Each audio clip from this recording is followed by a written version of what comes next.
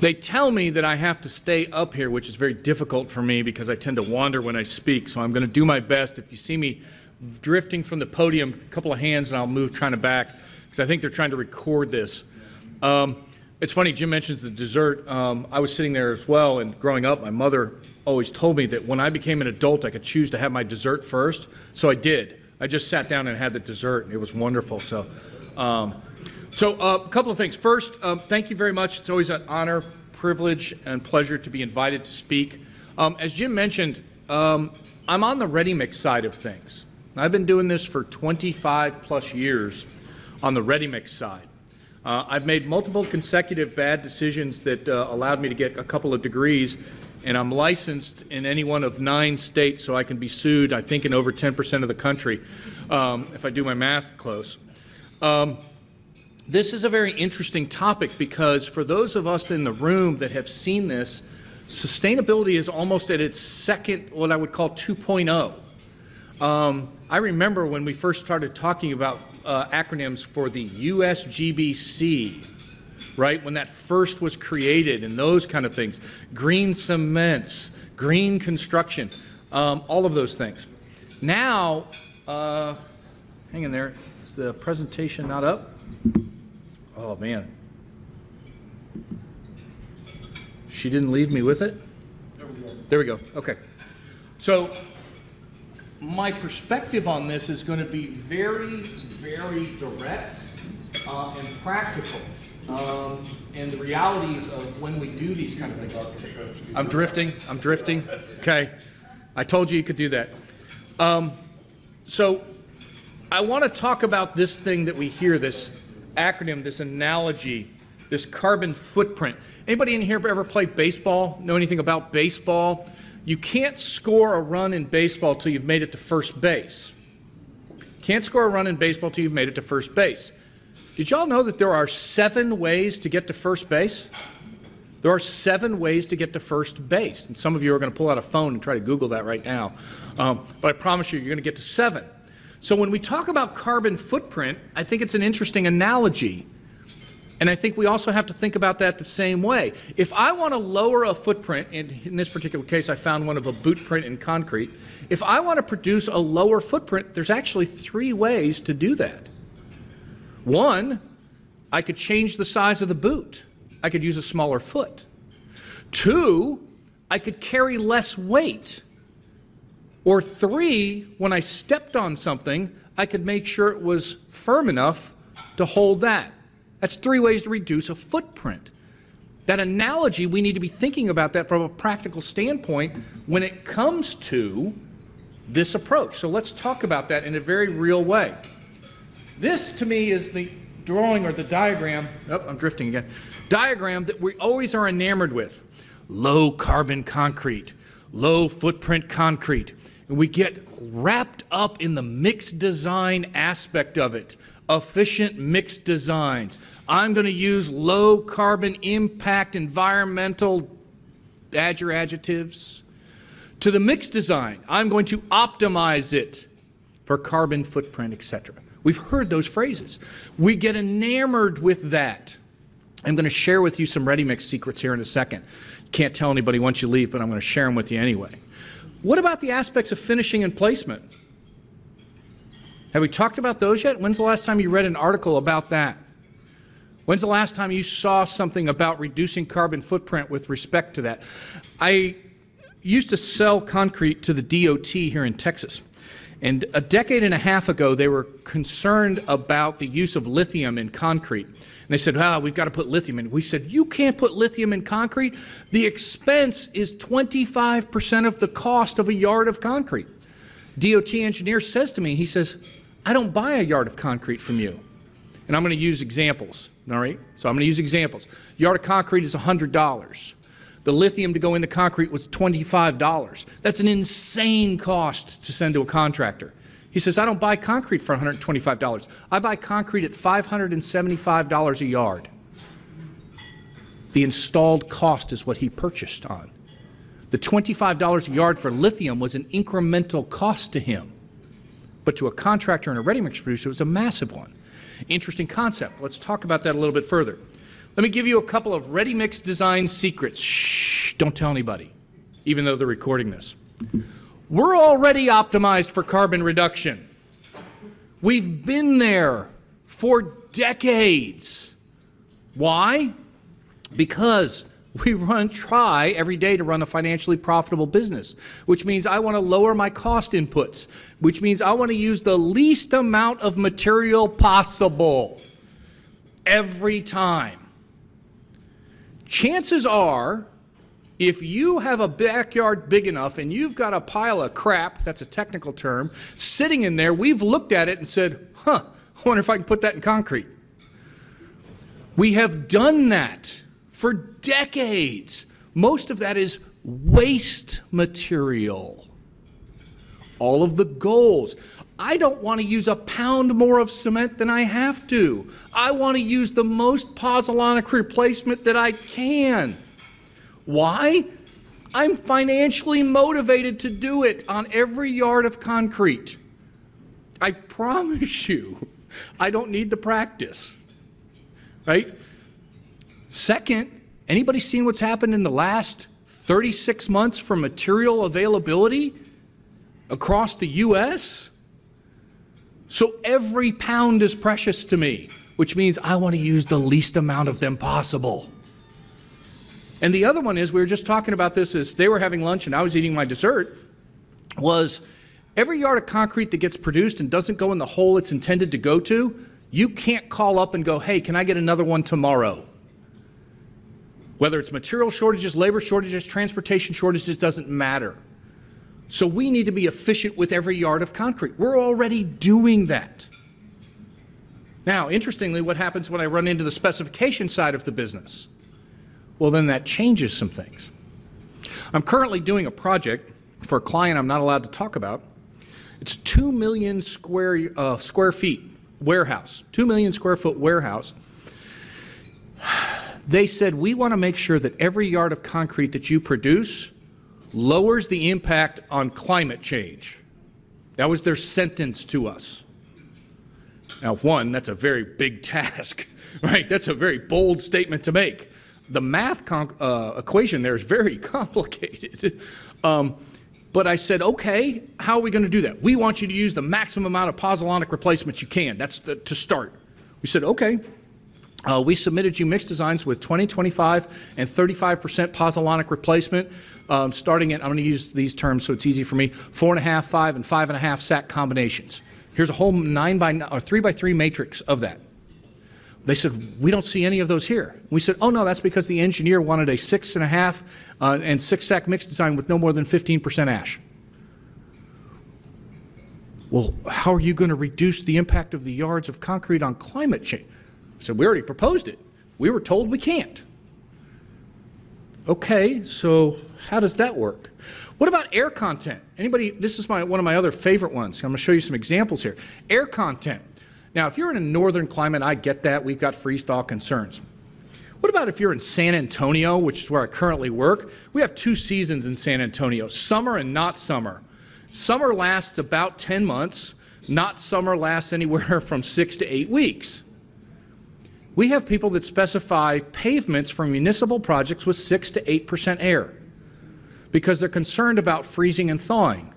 Because a map in an ASTM document that literally was drawn with a Sharpie marker, I'm not kidding you, I've done the research, a Sharpie marker says that we are in a moderate freeze-thaw zone. We're still running air conditioning in San Antonio right now today. Now, when you air content, we talk about freeze-thaw. From a material science standpoint, when I take a solid object of anything and I begin to poke holes in it, do I make it stronger or weaker? For the Oklahoma graduates in the room, we make it weaker, right? As a graduate of Texas A&M University, when you get beat 77-0 in a football game, and I don't care whether it was last year or 2 decades ago, I still get to make fun of people from Oklahoma for that. So it's just the way it's going to go. There may be a portion of the presentation later on where we talk about some science, and I'm going to ask the people from Oklahoma to color quietly at their page while the adults talk. I'm going to get all my Oklahoma jokes out early. So now I take that structural object and I poke holes in it. What do I have to do to make the concrete stronger? What do I have to do to make the concrete stronger because I poked holes in it? I'm going to add more cement. I think wait a second, we were trying to lower the footprint. Nope, I'm going to go ahead and throw more things in the backpack on the foot, and I'm going to actually make a bigger footprint than a lower footprint. So let's keep going. Smaller foot, but a heavier load. Here's a very interesting one. I'm going to pose this to you in the form of a question. Second bullet point there. You have a 600-yard placement.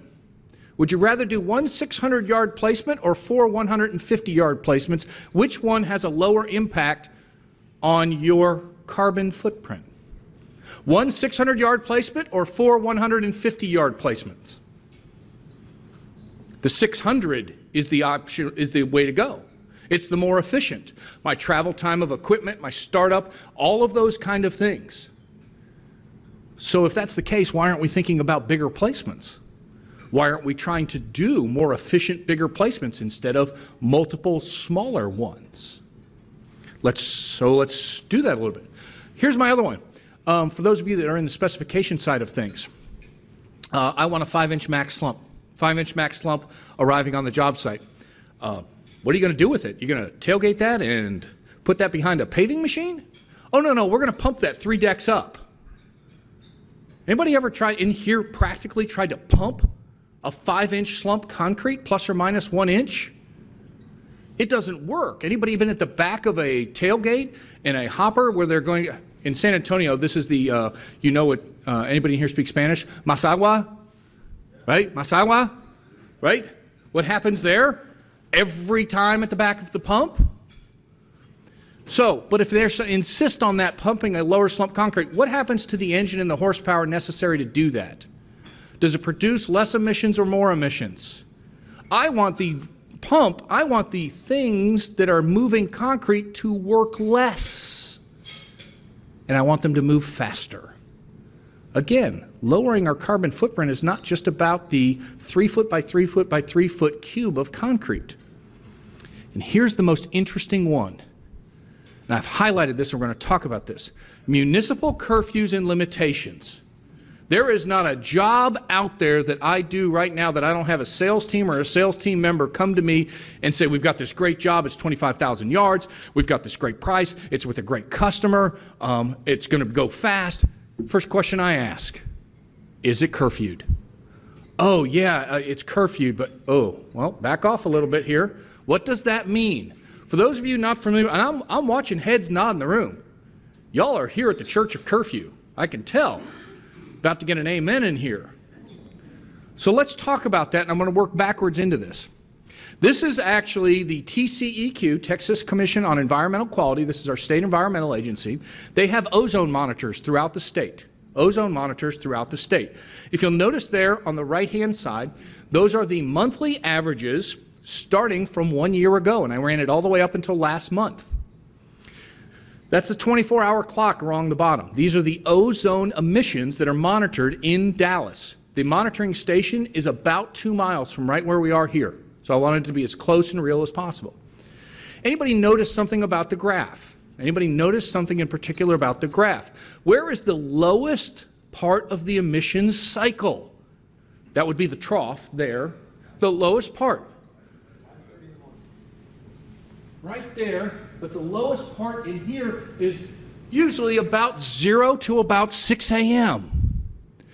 Now where would the city of Dallas like you to begin your construction project? Right there, at the maximum emissions point. That's the curfew for construction in the city of Dallas. You can only operate between those hours. Now, remember, I'm providing you the lowest carbon footprint concrete per yard in the back of that truck. I have optimized everything. Are we really doing that and lowering the footprint? Guess what? I just put on a smaller shoe. I'm using now a size 6, but I'm carrying 400 pounds in my backpack. Did I lower the carbon footprint? Let's talk about this a little bit further. Let's look at Austin, the beacon of environmental approaches, the beacon of sustainable design in the state of Texas right now. That's a 24-hour clock. right there for the city of Austin. First, the city of Austin has a prohibition on concrete delivery for 4 hours between 3, 4, 5, and 6 a.m. Can't deliver concrete in downtown Austin. Impossible. They also have a prohibition between 7 a.m. and 9 a.m. and in the afternoon, that would be 5 to 7 for parking on the street. Can't park anything on the street because they want traffic to flow. And last, up there, when you see the orange, that's where I'm out of hours for my drivers, because the federal government only allows drivers to drive for 15 hours a day, which means construction is going to exist between 9 a.m. and 4 p.m. That's it. Anybody want to build something quickly in Austin? You're not doing it. So let's go ahead and just take those hours and put them right on top of the ozone cycle. I'm being asked to build things in Austin at the peak of the ozone emissions. How on earth am I doing the best thing I possibly can to lower my carbon footprint? Let me ask you a question. This is the participatory part. I'm looking at a room here that probably has collectively 1,000, 1,500 years of experience in this, with Jim probably having about 1,000 of that given his age. I have this collective intelligentsia here in the room. How many of you sit or participate on your local municipal public works group that sets these limits? This is where you would raise your hands. Go ahead. We have this collective knowledge. The city isn't doing something wrong. They just don't know any better about these kind of things. I'm going to ask you the same question here and again on the next one. This one is September 23rd, 2022. Headline. Did anybody read this one? Mayor Adams signs executive order to cut greenhouse gas emissions from city construction projects. New York City. September 23rd, 2022. Less than a month ago. Did anybody see this one? This was awesome. Because action will improve local air quality, reduce noise pollution, and waste from construction to support climate and health goals. That was the lead part of the article. I decided to go ahead and click that one. This are their key parts of this. And don't get me wrong, I'm not picking on them. I'm not.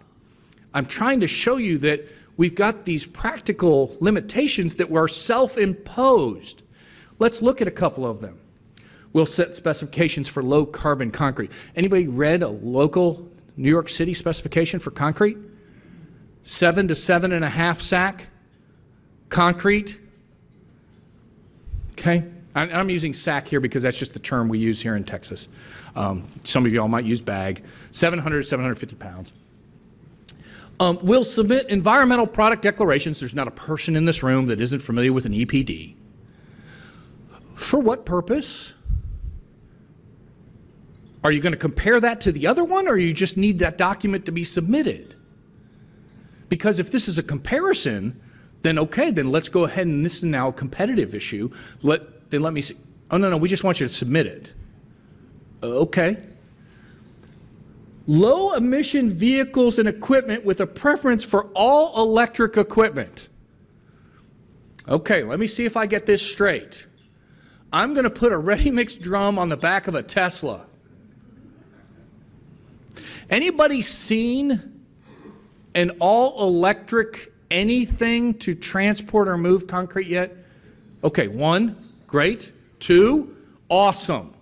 Out of 42. Low percentage.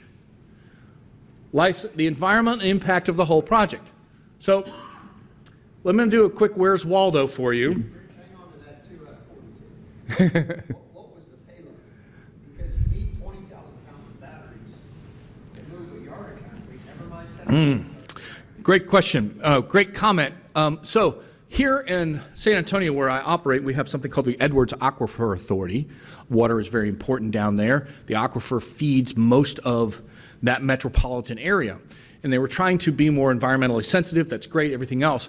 I was in front of the Edwards Aquifer Board, which is elected in San Antonio, and a gentleman asked me in the public forum, he says, wouldn't it be great if you guys could put solar panels on your D9 loaders and lead the world in solar-powered aggregate quarry equipment?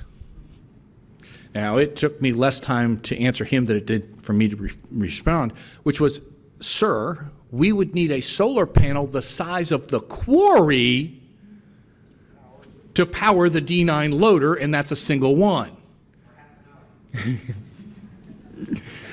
Well, that's not what I read. Really? Could you cite for me that reference? Because we would be very interested. Where's Waldo? Can anybody point or find for me the all-electric vehicle there for this mat placement? Now, again, sir, this is circa 2012. I realize it's 10 years old. Can anybody tell me how we're going to do that currently? Anybody seen how concrete, a hard trowel finish is put on concrete? Anybody know what powers those? Gasoline, diesel. Okay? Only thing, let's look at some low carbon. Now, this is the other examples I thought I would bring up. Low carbon municipal concrete. These are right here. Some of these are right here in North Texas. These are their current municipal standards. Every one of these 4 cities has published in the last 2 years their approach to sustainable concrete and lowering the carbon footprint of construction. These are their current specifications. Again, I ask you by show of hands, how many of you in the room are participating in your local municipalities and providing them guidance on practical approaches to lowering carbon footprints? Remember, I told you that that 3 foot by 3 foot cube sitting in the back of that truck, I'm doing everything I can to optimize it, but I run into this. Now, if I ask that same question to you by show of hands, how many of you volunteer in your community, at your church, at your Cub Scouts, coaching things? Come on, your hands are going to go up. Hands. How many of you are volunteering at your city or county or burg or hamlet to let them know that you are a subject matter expert in this category? I'm not blaming them. Anybody know the psychological theory, Johari's window? 4 windows there. One of the great pain that everybody knows that we don't talk about is you don't know what you don't know. I can't blame the cities. They don't know what they don't know. There's only so many Oklahoma graduates that go to work there, right?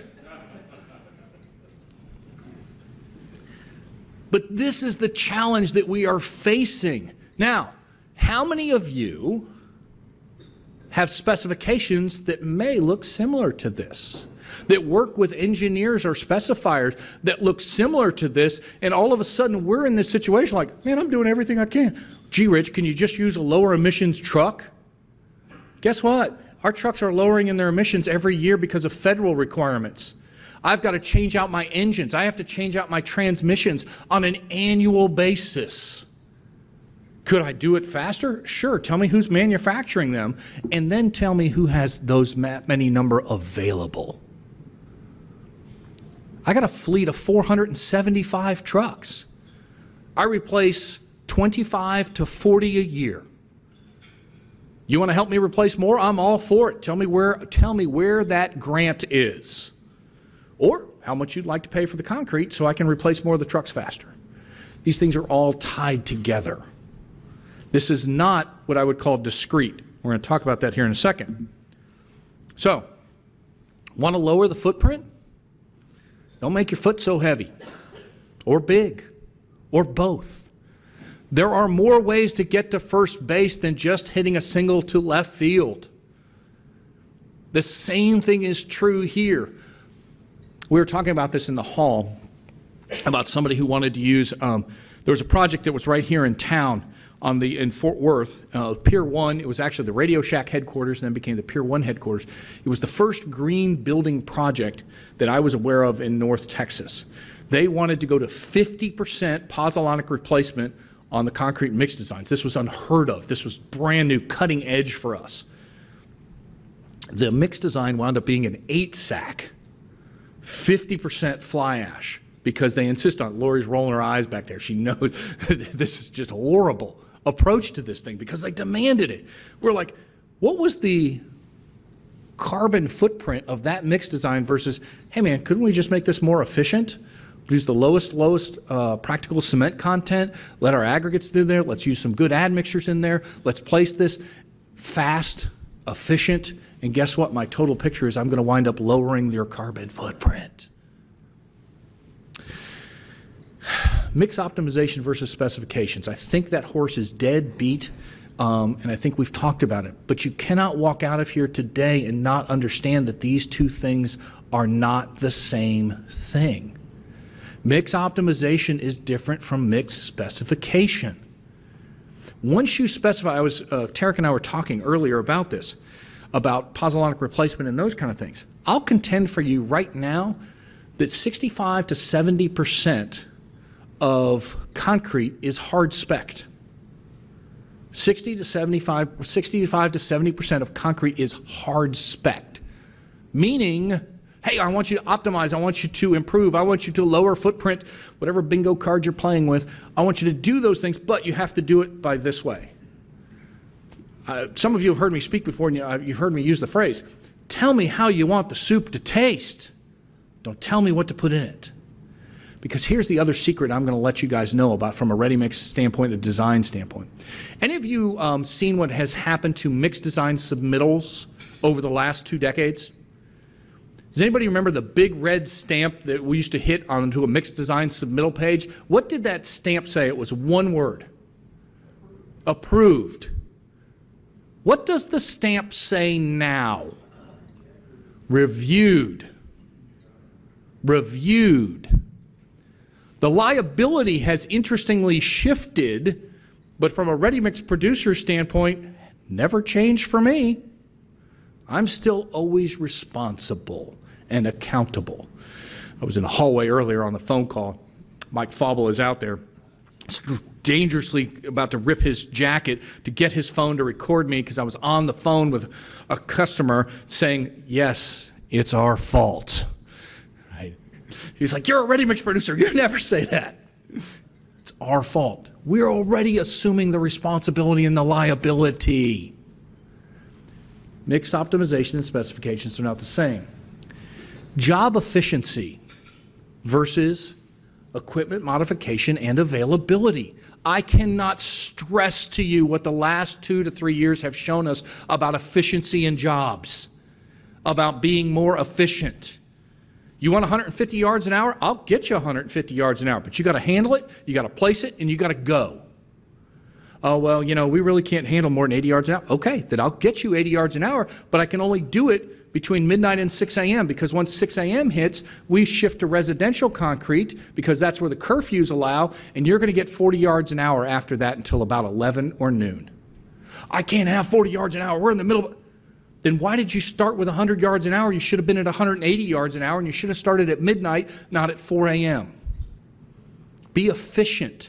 These are all things every one of you in the room can help with. These are all things that every one of you in the room can influence. But my experience with construction projects is the best construction projects meet 2 criteria. They're the safest and they're the fastest. After that, everything else in the metrics we use are pretty small compared to that. Be safe, be fast. I can do those 2 things, safe being first, safe and fast. I'm going to come back for more, and I'm going to get asked to come back for more. Any of you, when some of y'all flew in or came and visited, did you see on the north tip of the DFW airport, the DFW connector that was done there, the DFW connector? Some of us that are here locally had to live through that and the years there. They finished 6 months ahead of time. They finished 6 months ahead of time. Why did they finish 6 months ahead of time? Because they had a daily bonus for finishing ahead of time. They ran 24 hours a day. They ran 3 crews. They shifted that thing for months. They gained 6 months on the schedule. They made millions upon millions. I'm talking 2 commas and 9 numbers on this thing because they were safe and they were efficient. Remember the question, do you want to do 1 600-yard pour or 4 150s? Which one can I do? Which one is efficient versus my equipment modification? Those Gantt and PERT charts that you always see on the job site trailers and those kind of things, are they factoring that in? Or is it just, I have to build this element, build this element, build this element in this sequence? What if I can build these slabs faster? Here's the other one is, got a great compliment the other day. Rich, do you realize that you were getting 28-day breaks in 7 days? Yeah, we were. Contractor says, you realize we picked up 4 weeks on our schedule because we could release forms 21 days sooner. What does that do? But what happens if I had to use half a sack more of cement to do it? Or I had to use an extra, hang in there now. Remember what we were talking about, life cycle cost of the whole project versus just the mix design. What if I have to produce more carbon emissions in the mix design, but I can reduce the carbon emissions on the whole project? Is that a gain? Did I lower the footprint? These are these questions that everybody in the room should be asking if these are our goals. And particularly when we come to these sustainable goals versus our future goals and the construction reality. Man, don't get me wrong. You may sit up here and go, good Lord, this guy is filled with piss and vinegar. Those are technical terms. I'm a closet environmentalist. I'm for this stuff. I believe in this stuff. I want to do this stuff. But I also have to still dig a hole with a shovel.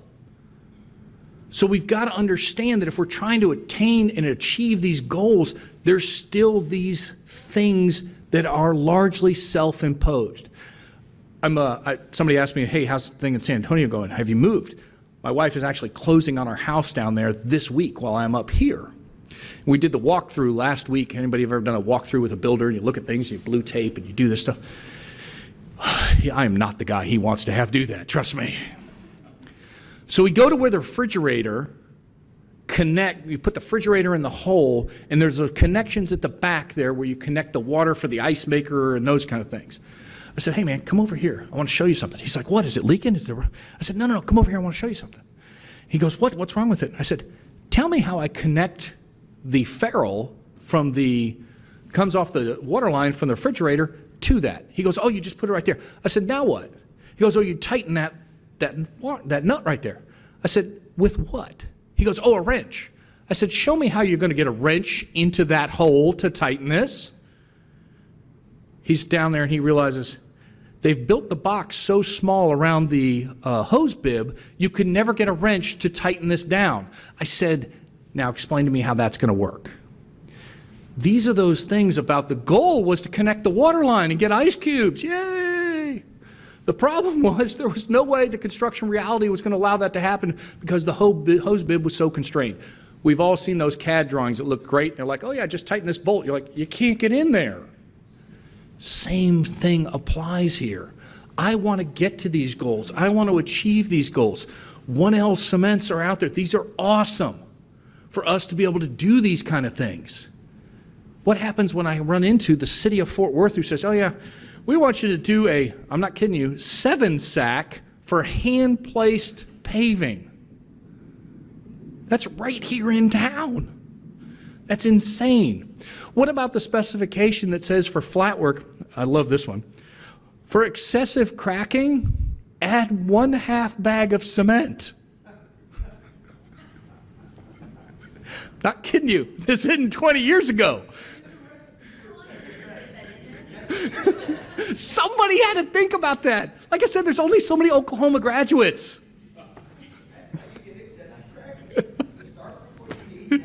Add more. I didn't even bother with that. I just wanted to say, what's the definition of excessive? Give me the metric on that one. My point is, we have these goals. We have these things that we all in this room believe in. Otherwise, you wouldn't be here. But we also all have a responsibility. I hope that at least one of you leaves here today and says, hey, what is my local city where I live doing? How do you get involved there? How do you take your knowledge and expertise and transfer it and put it in their hands?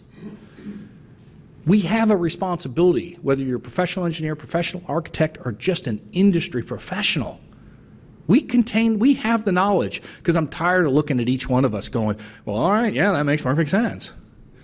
I got to go talk to these people. You've got to go talk to these people. And the next time you see me on a job in a job site trailer and you want to say, Rich, why is this job going so slow? Remember I asked you, is the job curfewed? All of those things are tied together. None of this is discrete. I think I even had something up there about discrete testing versus parallel testing. Anybody been on a job where they say, oh, in the spec it says we're going to test every truck? Every truck.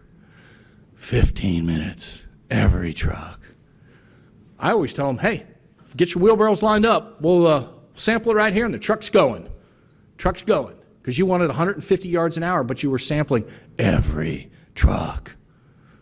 Oh, hey, the slump's too high. Well, let's put them over here and let's let it run. And those kind of things, and we'll move this. No water added on the job site. You know, all those things are tied together. Every one of them. Those are the construction realities of how we build things. Anyway, I wanted to finish up here at a short period of time because typically you get the best ratings and the best speakers are always the ones who finish first and early.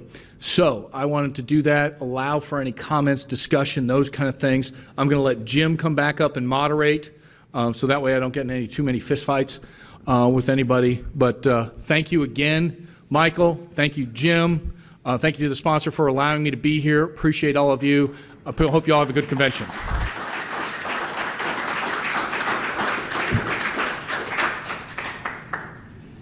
Any questions? So be happy to have a question. Here's where you can reach me. That is my cell phone, and I'm in the ready mix business, which means it goes 24 hours a day. And that's my email there is another good way to get a hold of me.